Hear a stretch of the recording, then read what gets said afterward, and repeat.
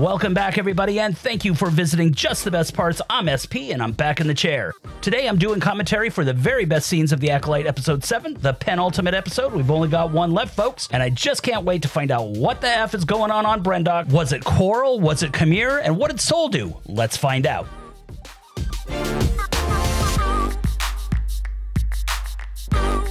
Okay, very interesting episode. Today I'm going to be discussing my top 3 best parts. So there's a lot going on in this episode that lives just under the surface, so let's start there. So number 1, the sad story of Soul the Noble, or how he got his Greek tragedy on. Well, what to even say here? He's definitely the tragic figure in the series, without a doubt. You know, there he is, clomping around the forest, just itching to do something great. You know, he's looking for this virgins, wanting to do anything but take readings. He's just like Torben in a way. And I think he's really trying to prove himself to Indara, and she just kind of shoots him down, you know? So what does he do? He acts out.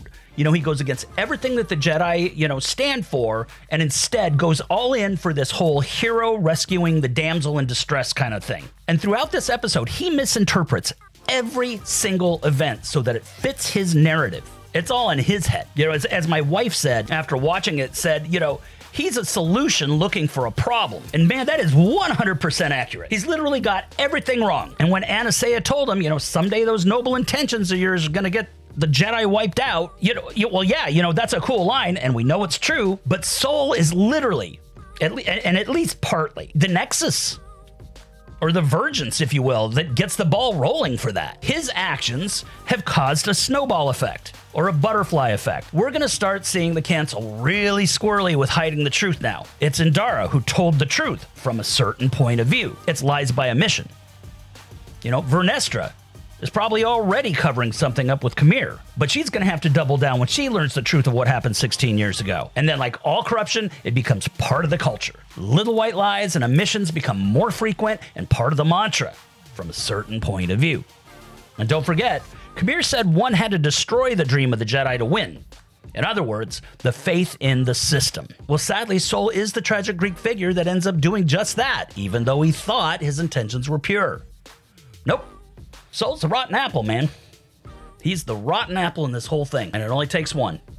That's not to say I don't like Soul. I love Soul. I think he's a great character. I think he's one of the best written characters we've had in Star Wars in a very long time. But he's definitely a tragic character.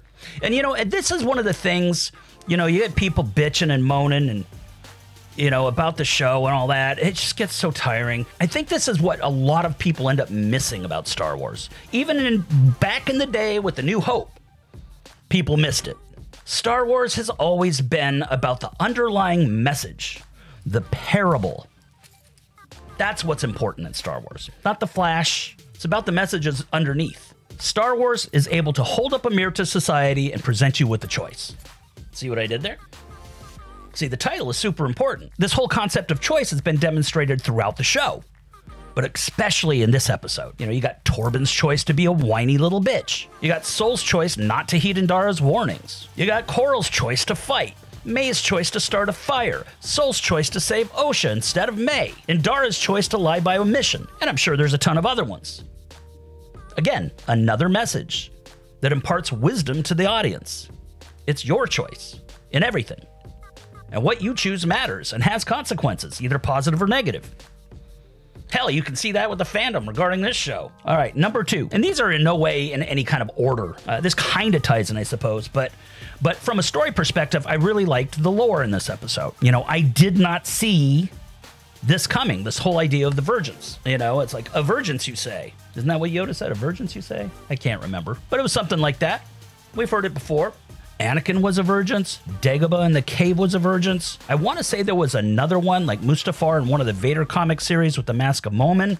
But I'm not 100% sure if that was a virgins or not. I think it was. That's why they built the castle there. But I really like the way they handled this. You know, people freaked out all about the broken lore and, oh, the chosen one prophecy. But you see, this gets around all of that. It demonstrates that from time to time, a virgins can center around many things. A person, a place, maybe even objects, without it having to be a prophecy. It just so happened that the Jedi built one around Anakin. And I think that this has the potential to open Star Wars up to many interesting scenarios where the Jedi are hunting down these so-called virginses. And not only that, and I thought this was really interesting, it's just like the Umber Moths are attracted to the light. It also kind of seems like the Sith are attracted to potentially dark side virginses. Anakin, the cave, and now the twins with Khmer? See, he was confused. And he initially picked May instead of Ocean. I thought that the Virgenses were really interesting. I think there's a lot of stuff you can do with that in the future. Also, I really love that they tied the Great Hyperspace Disaster from the Light of the Jedi book. That's the first book in the High Republic series. It makes this series feel like really lived in, especially if you've read these books. And finally, number 3, what I like to call the fight at the OK Coral. I really like this battle. This fight was cool. I mean, for obvious reasons. When it comes to the cinematography, I thought it was very cool how it began in slow motion. It had this cool tension that kind of reminded me of the shootout at the OK Corral in the movie Tombstone.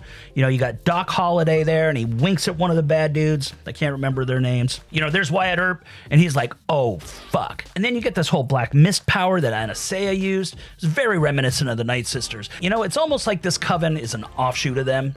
Of the Night Sisters. And poor Soul, this is where he gets that ball rolling and puts a saber in Anastasia. The choreography and wire work was well done too. That's not much of a surprise. I mean, I think that the fight scenes in this series have been excellent all the way through. But I was surprised at how adept Torben was with the saber. Dude can dance with that thing, man. Not expecting that. And I'm not gonna lie, I'm not a big Torben fan. Not because of the actor. Just because of the character. If you're going to be a Jedi, then be a Jedi. Don't be like, I want to go home. That whole thing just was like, oh my God, shut up. And of course, the highlight was the Kelnaka fight and how it showcased just how OP a Wookiee Jedi could actually be. Dude was not messing around. And I don't even think we saw him at 100%. And he was being controlled like a Wookiee puppet. He's like a wuppet. But for being so big, he can move that saber pretty well himself. And as I expected, it was Kelnaka that scarred Torben. I figured that. And where did Coral go? I don't think she's dead.